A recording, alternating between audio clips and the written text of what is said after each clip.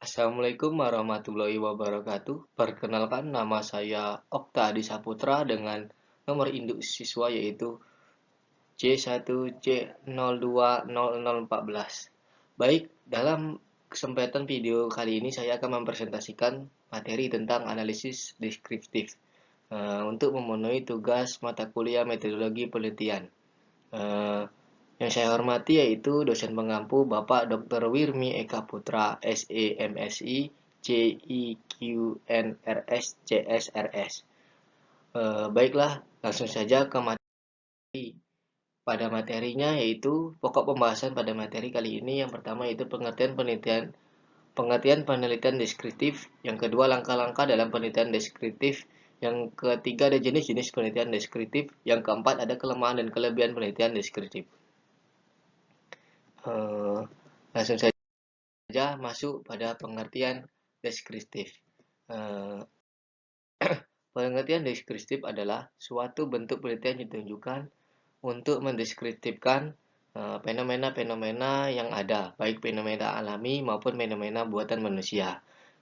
Fenomena itu bisa berupa aktivitas, karakteristik, perubahan, hubungan, kesamaan, dan perbedaan antara fenomena yang satu dengan fenomena yang lain.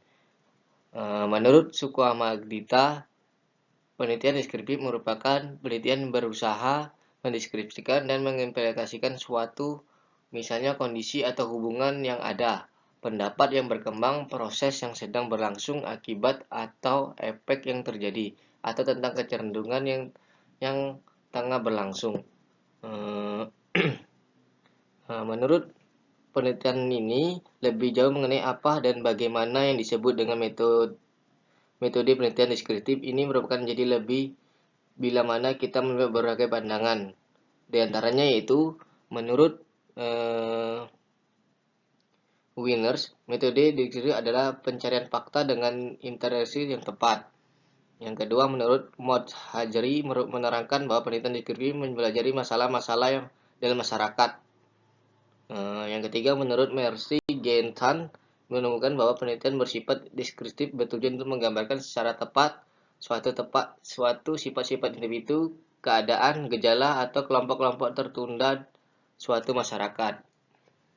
Baik, langkah-langkah dalam penelitian deskriptif. Proses penelitian deskriptif dapat diiktasarikan dalam langkah-langkah sebagai berikut. Yang pertama, mengidentifikasi adanya permasalahan yang signifikan untuk dipecahkan melalui metode deskriptif. Yang kedua, membatasi dan merumuskan permasalahan secara jelas. Yang ketiga, menentukan tujuan dan manfaat penelitian. Yang keempat adalah melakukan studi pustaka yang berkaitan dengan permasalahan. Yang kelima, yaitu menentukan kerangka berpikir dan pernyataan penelitian atau hipotesis penelitian.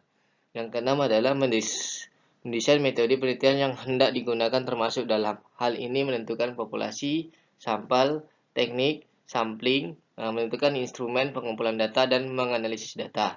Yang ketujuh adalah mengumpulkan, mengorganisasi, dan menganalisis data dengan menggunakan teknik statistika yang relevan. Yang kedelapan, membuat laporan penelitian. Baik, masuk ke jenis-jenis penelitian deskriptif. Menurut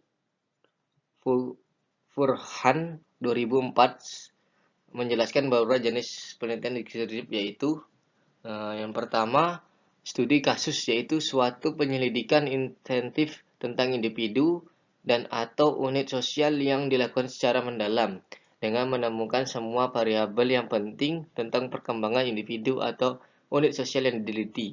Dalam penelitian ini mungkin ditemukan hal-hal tak terduga kemudian dapat digunakan untuk membuat hipotesis. Yang kedua yaitu survei. Studi jenis ini merupakan studi pengumpulan data yang relatif terbatas dari kasus-kasus yang relatif besar jumlahnya. Tujuannya adalah untuk mengumpulkan informasi tentang variabel dan bukan tentang individu, berdasarkan ruang lingkup atau sensus atau survei sampel, dan subjeknya atau hal nyata dan atau tidak nyata.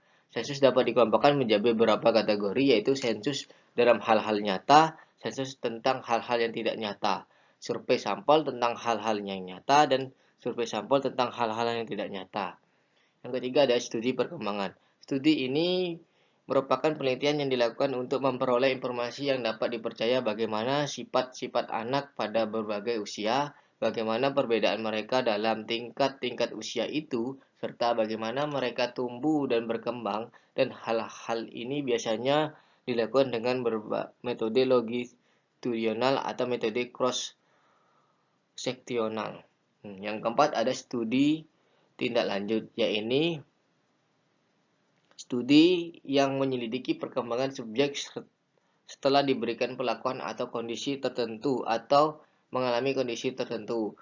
Yang kelima ada analisis dokumenter, yaitu studi yang sering digunakan sebagai disebut analisis isi dan juga digunakan untuk menyelidiki variabel sosiologis dan psikologis. Yang keenam ada analisis kecenderungan, yaitu analisis yang digunakan untuk meramalkan keadaan di masa depan yang akan datang dengan memperhatikan kecenderungan yang terjadi. Yang ketujuh ada studi korelasi, yaitu jenis penelitian deskripsi yang bertujuan untuk menetapkan besarnya hubungan antara variabel yang diteliti. Adapun macam-macam penelitian deskriptif antara lain adalah sebagai berikut. Yang pertama yaitu penelitian laporan dari Shell-Revot Research. Dari kaitannya dengan data yang dikumpulkan, maka penelitian deskriptif mempunyai beberapa macam jenis, termasuk antaranya laporan dari diri dengan menggunakan observasi. Dalam penelitian Shell-Revot, informasi yang dikumpulkan oleh orang-orang tersebut juga berfungsi sebagai penelitian. Yang kedua, studi perkembangan atau developmental study. Studi perkembangan atau developmental study banyak dilakukan oleh peneliti di bidang pendidikan atau bidang psikologis yang berkaitan dengan tingkah laku. Sasaran penelitian berkembang pada umumnya menyangkut variabel tingkah laku atau individu maupun dalam kelompok. Dalam penelitian perkembangan tersebut, penelitian tertarik dengan variabel yang diutamakan membedakan antara tingkat umur, pertumbuhan atau kedewasaan subjek yang diteliti. Yang ketiga ada studi kelanjutan atau follow-up study. Studi kelanjutan dilakukan oleh peneliti untuk menentukan status responden setelah beberapa periode waktu tertentu memperoleh perilaku, misalnya program pendidikan. Studi kelanjutan ini dilakukan untuk melakukan evaluasi internal maupun evaluasi eksternal setelah subjek atau responden menerima program suatu lembaga pendidikan sebagai contoh badan. Yang keempat ada studi somismetrik atau somatic study. Yang dimaksud dengan somismetrik adalah analisis hubungan antara pribadi-pribadi dalam suatu kelompok individu.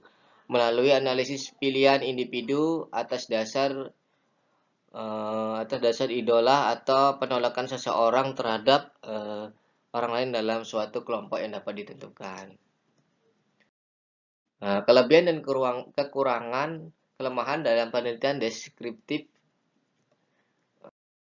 Yang pertama ada kelebihan. Kelebihannya yang pertama yaitu metode ini lebih banyak disukai di berbagai bidang penyelidikan.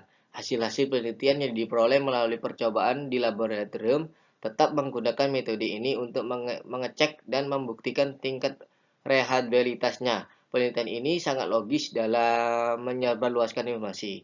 Akhir dari metode deskripsi ini sangat cocok untuk penelitian yang menyediakan standar ukuran normatif berdasarkan hal-hal yang umum. Yang kedua yaitu ada relatif mudah dilaksanakan. Yang ketiga ada tindakan membutuhkan kelompok kontrol atau pembanding. Kelemahan pada penelitian ini yaitu yang pertama ada kesalahan memilih metode. Kesalahan memilih timbul karena ada kesalahan menggunakannya. Yang kedua, penelitian ini memberikan informasi yang terbatas tentang pengaruh variabel-variabel yang diteliti, karena kita tidak dapat mengisolasikan atau menekankan variabel-variabel lain yang konstan. Maka kita tidak dapat mengharapkan bukti nyata tentang sebab akibat. Kerugian selanjutnya motivasi subjek yang tidak konsisten. Sebagai peneliti, kita perlu memastikan bahwa jawaban responden dapat dipercaya. Yang kecil, umumnya hasil penelitian ini hanya berlaku saat ini saja dan sudah tidak dapat relevan lagi di masa yang akan datang. Yang keempat yaitu dituntut ketajaman berpikir dalam menjelaskan fenomena. Baik, sekian dari presentasi yang saya jelaskan. Kurang lebihnya saya mohon maaf. Saya akhiri. Wabila kita widaya. Wassalamualaikum warahmatullahi wabarakatuh. Terima kasih.